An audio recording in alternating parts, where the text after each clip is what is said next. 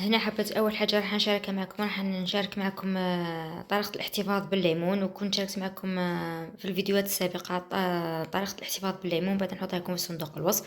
وكذلك راني حطيت لكم طرق في الانستغرام، الناس اللي مش متابعتني تروح تتابعني، باسكو كاين حوايج راني ما نحطهمش هنا في اليوتيوب نحطهم في الانستغرام. كما قلت لكم اول حاجه راح نديرها معكم، انا بقات لي هذه الكميه تاع الليمون، راح دوك نخدمها ونخبيها. قلت علاش ما نعاودش نشاركها مع حباباتي بلاكش يستفادوا، بما انه رانا في الخريف، والليمون راه يعني السعر تاعو راه في متناول الجميع، يعني راه غير 10,000، وكاين حتى هذوك اللي يكونوا في الطريق راهم يبيعوا فيه ب9,000 8,000. يعني اشروا كميه وخبوها، تحتاجوها في شهر رمضان يعني تخدموا بها العصائر. كما قلت لكم انا جبت الليمون تاعي، غسلته، ومن بعد جبت الكيروانه، فرغته في الكيروانه وفرغت عليه ماء ساخن ورشه من الملح وفنجان تاع خل، وخليته حتى ندفى. كما راكم تلاحظوا هنا الماء راه ولا دافي، خليته مده ساعه. هنا دوك نعاود نصفيه ونمسحه ونرجع لكم باش نكملوا مع بعض. هاوليكم انا الليمون تاعي بعد ما صفيته ومسحته. هاوليكم هنا جبت سكرفاج وراح نسكرفجو باسكو نحتاج القشره نتاعو، نحتاجها للتنكيه للكيكات والحلويات. الكيكات راح نخبيها هكذاك مسكرفجه ونديرها في علبه ونديرها في المجمد.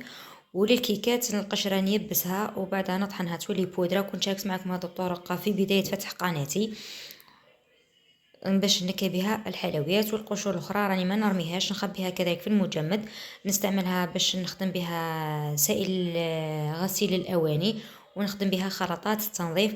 وكذلك نحتاجها باش لصناعه الصابون اللي راني نخدم فيه، صابون طبيعي للبشره. المره الجايه ان شاء الله نوريكم المنتوجات اللي راني نخدم فيها ونحط لكم الصفحه نتاعي اللي حابه تتواصل معايا رجال المنتوجات الطبيعيه يخصوا البشره. كما قلت لكم انا دوك نبدا نسكرفج في القشره نتاعي. حاولوا انكم غير تسكرفجوا غير الفوقاني باك ما تروحوش حتى القشره البيضاء، نحتاجوا غير القشره هذه الصفراء. انا من قبل كان الليمون اللي خدمته المره الماضيه كان خضر، يعني خبيت القشره الخضراء، ودوك بما انه عندي هذا الاصفر راح كذلك حنخبي الاصفر. نفس الشيء بالنسبه للطريقه تاع التشينا. عشان المره الجايه نخدم معكم البرتقال، وكذلك راني شاركت معكم الوصفات في فيديوهات قادمه نحطهم لكم في صندوق الوصف. انا دوك نبدا نسكرفش في الليمون تاعي ونرجع لكم باش نكملوا مع بعض. هاي لكم انا بديت نسكرفش في الحبات تاعي. كما قلت لكم ما تلحقوش حتى للقشره البيضاء هذيك باسكو راهي مره، يعني نحتاجوا غير هذيك الفوقانيه. هاي لكم نتمنى الصوره تكون واضحه. انا دوك نكمل الحبات تاعي كامل بنفس الطريقه، ومن بعدها نقسمهم على زوج ونبدا نعصر فيهم. هاوليكم الزست تاع الليمون هذا دوك نص نخبيه كيما راه هكذا، نديرو في علبه في المجمد نحتاجو للتنكيه في الكيكات، والباقي دوك نحطو في بلا ونخليه ييبس حتى نهرسو نديرو نرحيه ونقلبو بودره ونكه به الحلويات. او كما قلت لكم نستعملوا الوصفات التجميليه. والباقي القشور انا كي دوك نقسمو اثنين ونرحي ونعصرو القشور هذيك ما نرميهاش، راح نخبيها في المجمد نستعملها تنظيف الاواني، البوطاجي، الكوكوطات، اواني زجاجيه. وكنت شاركت معكم هذه الخلطه نحطها لكم في صندوق الوصف، لو كنتم مهتمين قولوا لي نعاود نشاركها معكم مره اخرى. انا هنا دوك نبدا نعصر فيه، نعصر الليمون تاعي كامل ونرجع لكم باش نكملوا مع بعض.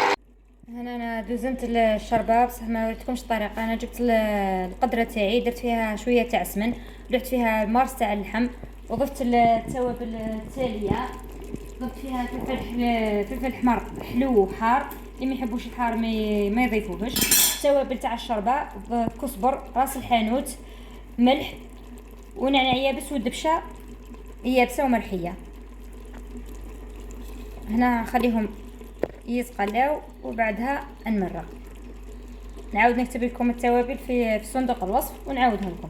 درت فلفل احمر حلو وحار، توابل تاع الشوربه، كزبر، راس الحانوت، ملح، وشويه تاع سمن، نعناع يابس ودبشه كذلك يابسه. انا هنا نخليهم يتقلاو وبعدها نمرق.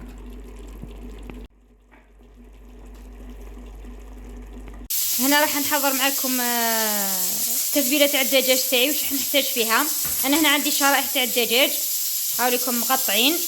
هنا التتبيله تاعي واش درت فيها موطارد، درت فيها ثوم، درت فيها وحده تاع جامبو، ودرت فيها توابل هذو خاصين بالدجاج، وكنت استعملتهم يعني في الشوربه، استعملتهم في الحوت، استعملتهم في اللحم. الذوق تاعهم رائع، عندهم بزاف يعني انواع. انا شريتهم من الكارفور، اذا شريتوهم ننصحكم بهم، يعني اذا لقيتوهم في طريقكم شريوهم، توابل هايلين هذو. هاي لكم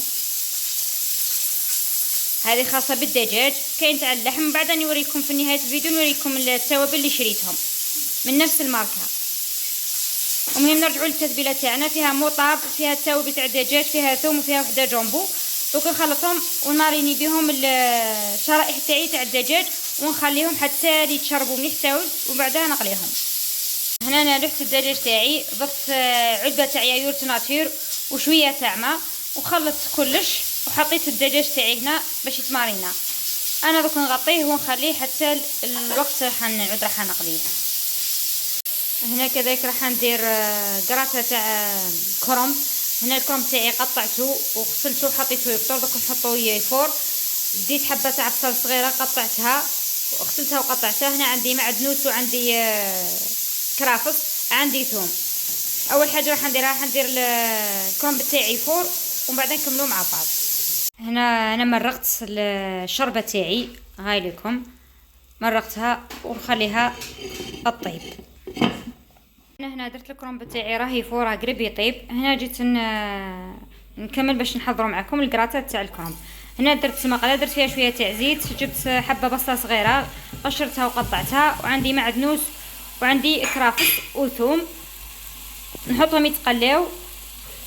انا هنا توابل نكتفي غير بوحده تاع جامبو، ثم تقدروا ديروا التوابل اللي تحبوهم. انا حنا نكتفي غير بوحده تاع جامبو. انا دوك هنا نخليهم يتقلاو جيدا، تذبل لي البصله ونرجع لكم باش نكملوا.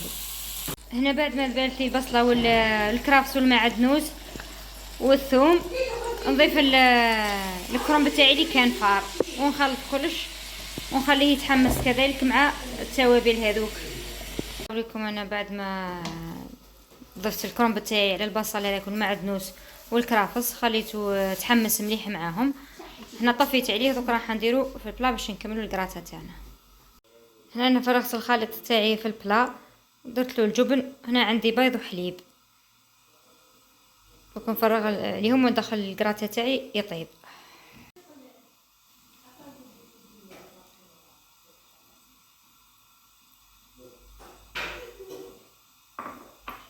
هكذا وندخل الكراطه تاعي للفرن يطيب.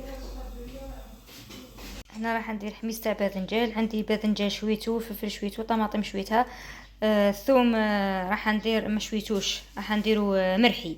نتوما عندكم سنات ديروه سنات احسن خير، سنات وشويهم. انا خلاص ولي الحبات، على هذه راح نكتفي بالمرحي هذاك. انا نفضل انكم ديروا المشوي، انا ما نستعملها بالثوم جديد ونشويه. دوك انا نقطعهم ونكملوا مع بعض. بعد ما قطعتهم انا ضفت لهم ثوم وكمون، فلفل احمر، ملح وفلفل اسود. هنا دوك نخليهم يتقلاو مليح ونضيف لهم نص كاس تاع ماء. هنا الشوربه تاعي راهي طابت، هذا وين طفيت عليها. دوك كي نوريكم صحن التقديم. هاي لكم هنا راهي مزات في القدر، دوك نوريكم صحن التقديم. هنا الشرائح تاعي راني راح نقليهم. هنا درتهم في لاشابلور ودوكا نديرهم يتقلاو. دوك يطيبوا نوريكم شكلهم النهائي. درتهم على الفريت. هاي لكم الكراطه تاعي صارت جاهزه.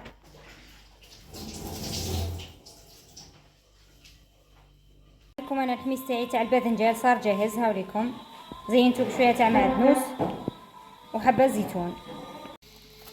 هاوليكم الخبز تاعي ها كيفاش يجي. هذا قلت لكم المره الجايه ندير لكم فيديو عليه. ها من الصوره تكون واضحه.